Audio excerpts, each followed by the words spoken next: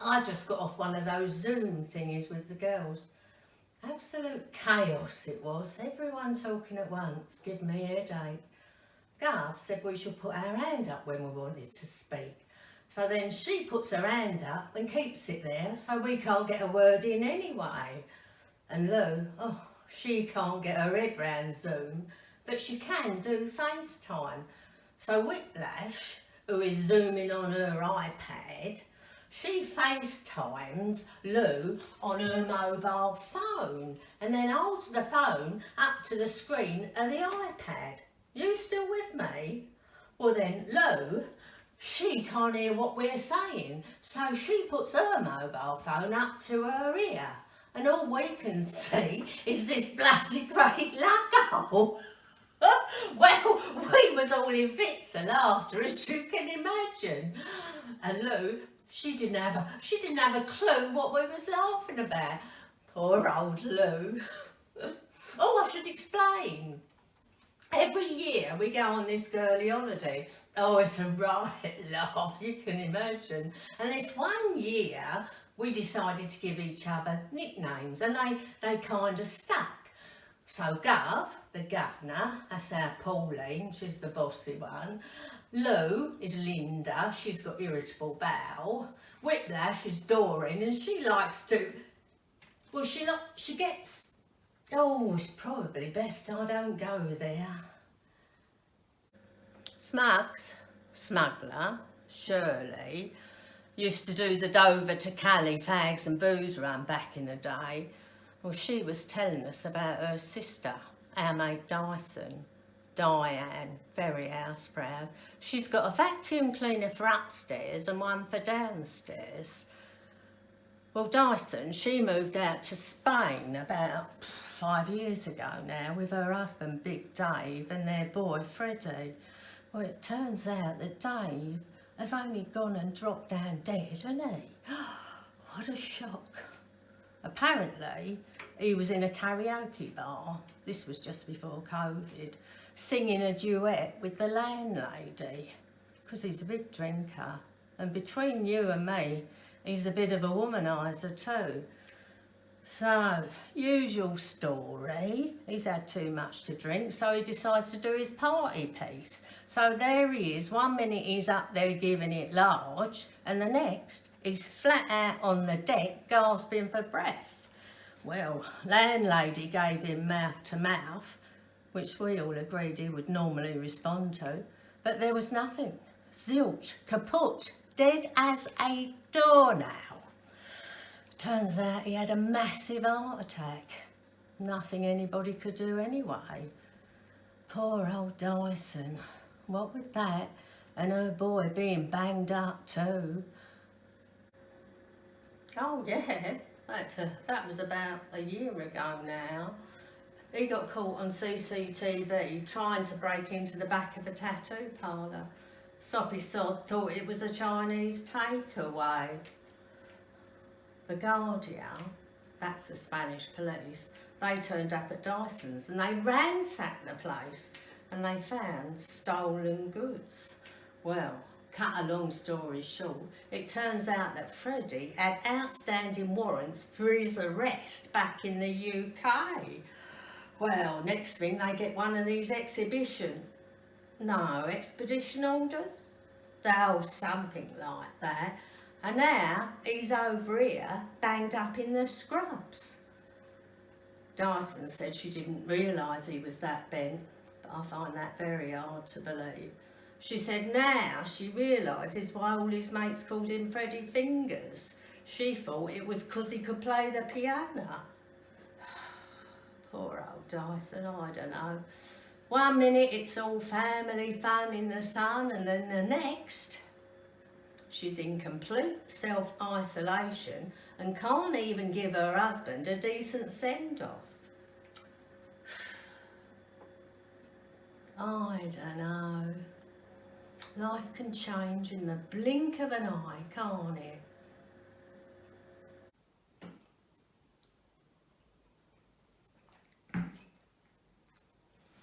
I'm waiting for someone to contact me, but I'm not sure what app they'll be using, because it'll be an app. Nobody bothers to phone no more. More's the pity. Still, that's progress. At least that's what I tell my husband, Doug the dinosaur. But it is confusing, isn't it? Because there's so many of them. I wonder who thinks up the names. I mean, Zoom, I get that, but Google, nah. My son Robbie, he uses Skype. And some of the girls, they like Zoom, but some of them like house party, so we have to keep swapping over. Zoom one week, house party the next. Doug's family, they like FaceTime. And we do a pub quiz every Saturday night, and that is Google Duo.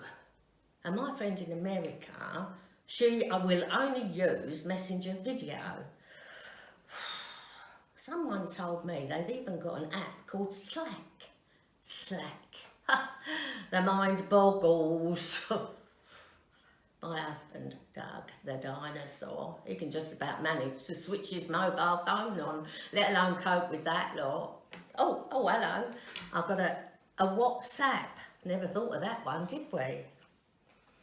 Hello. Oh, vous n'osez voir. Yes. Right.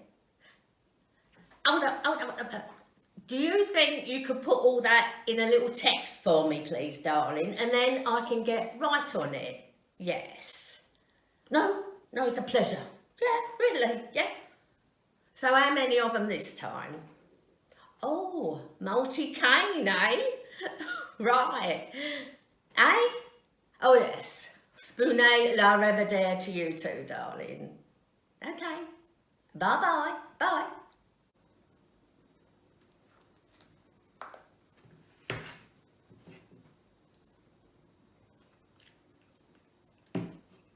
Romanian. I always think it's courteous to try and learn some of the lingo when you're dealing with the foreign. Don't you? She did speak English, but very heavy accent. I volunteered to do home checks for a Romanian dog rescue centre. That was the coordinator, Angelica. Nice name, that, Angelica. Should be K though, shouldn't it? You know, K9. Oh, it's terrible. They've got these kill shelters out there. So they round up all the street dogs and they've got 14 days to be claimed. And if they're not, then it's... So I thought, well, I can't do my age concern at the moment, so I might as well help Lethal out. Oh, Lethal, my friend, Maureen, does martial arts. She put me in touch with Angelica. So the dog rescue centre, they try and take as many pups as they can and they get them checked out by a vet and vaccinated, and then they're transported over here and they advertise them on Facebook and such. Anyone can apply for one. Don't guarantee you'll get it though, and that's where I come in. I have to make sure they go to a good home. So then I have to FaceTime all the applicants and they have to show me all round their house and garden. And I don't even have to leave my armchair. So after I've had a good look round, and believe you me, it's an eye-opener, some of them places are absolutely filthy. And I think to myself, well, if you can't be bothered to have a dust and tidy up when you know I'm expected, then how the hell are you going to cope with a lively little puppy? So then I make my report back to Angelica. It's mostly tick boxes. Obviously there's a lot of responsibility and it's a good cause. I'm actually thinking of getting a puppy myself. As long as it gets on with my teddy, I don't see it being a problem. And I'd get first pick of the litter. I think, but don't quote me on this, because you can obviously pay for extras like getting his bits done and all that. I think it costs about £400.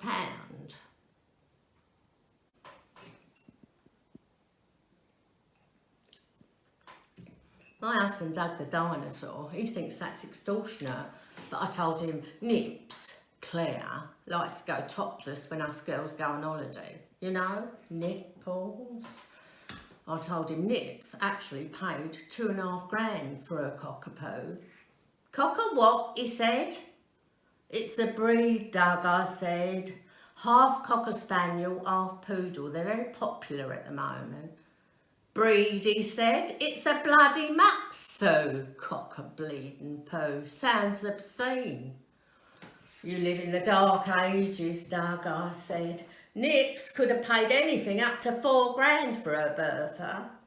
Bertha, he said. What kind of a name's that to give a mutt? And who the bloody hell is Nips? Well, I slipped up there, didn't I? Because Nips is actually married to Doug's best friend Charlie. I shouldn't have told him, but he wangled it out of me. So, he said, do the girls have a nickname for you? Might have, I said. And then he starts getting all fruity, you know, putting his arms around me and such. Is it Sexy Susie, he says. I shrugged him off. Don't be daft, I said. It's Dame Susie Stench. They think I'm a bit of a drama queen. Well, he thinks that's hysterical. Oh, they'd be right there then, he says. I give him one of my looks. And then he launches into stories from yesteryear. Do you remember our holiday in Australia when you was going through your, your spiritual thing, and you wanted to sleep under canvas in a rainforest? Come bedtime, they turned the generator off and you thought you'd gone blind, called no end of panic. Or when you cleared the beach, the time you said you saw a shark and it turned out to be a bloody lump of wood. He's really getting in his stride now. And at the time when Robbie was a baby and you thought we had meningitis, so you dialed 999, turned out to be a bloody heat rash. On and on he went, all the time, killing himself laughing. My Robbie, he's not a bit like his dad, new age man. He's a singer, actor, writer. He's had 2 books published and he's appeared in a West End show. He's the creative, sensitive type. Obviously gets it from my side of the family. My auntie was a windmill girl and I've been in the village panto for 10 years on the trot. Robbie lives with a girl called Saoirse. She's a psychiatric nurse. Saoirse. That's how it's pronounced. But it's spelled S-A-O-I-R-S-E. Saoirse. Irish. It means freedom. Isn't that nice? Lethal's Irish, but Maureen doesn't have the same ring to it, does it? I do worry about Robbie and Saoirse, what with her being on the front line and him being vulnerable. Rob used to be married. They had a little girl, Evie, our granddaughter, and the light of our lives. Oh, she's a little smasher. Robbie's wife, she had an affair with her boss at work. Rob was devastated. He took it very badly. All got very nasty, very messy. She took him to the cleaners, always demanding more money. Maintenance for Evie, she said. Emotional blackmail, I called it. Rob really struggled to make ends meet. He was juggling all these jobs. He weren't eating properly, not sleeping, and probably drinking more red wine than was actually good for him.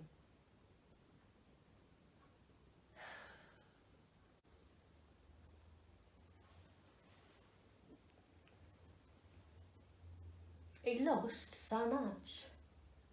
Oh, not just his home and all that stuff, but his confidence, his self-esteem, his joy,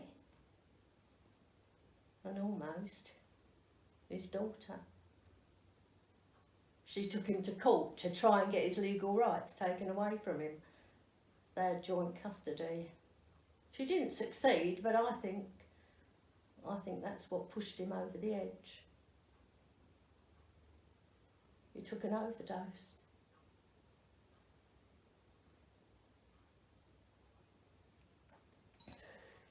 We had this arrangement. He knew I was a worrier. I used to contact him most days, and if he didn't feel like talking or texting, he'd send me this emoji, this thumbs up, and I'd send him one back. This one day, I didn't get any answer from his phone, and no thumbs up. So I went round to his flat, and that's where I found him. That sight will haunt me for the rest of my days.